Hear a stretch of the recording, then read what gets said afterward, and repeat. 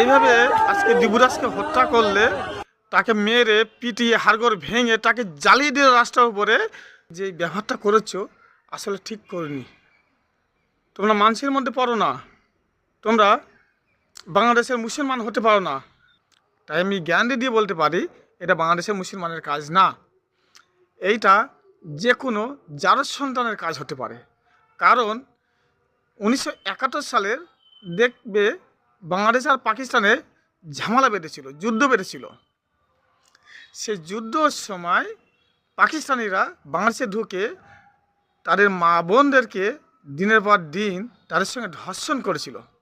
সেই ধর্ষণ থেকে যে বাচ্চা পয়দা হয়েছিল, সেই বাচ্চাগুলো আজকে বড় হয়েছে, হওয়ার জন্য তারা আজকে বাংলাদেশকে যা ইচ্ছা তাই করে বেড়াচ্ছে।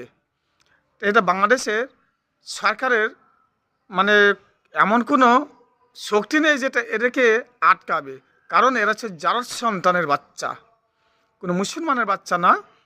কারণ মুসলমানের বাচ্চা হলে তাও এটা মনে একটু মায়া দয়া থাকতো, কিন্তু এটা সেই মুসলমানের বাচ্চাও না। এদের বলা হয় জারজ সন্তান। জারজ সন্তান আর মুসলমানের সন্তান কিছুটা একইটাই দেখতে।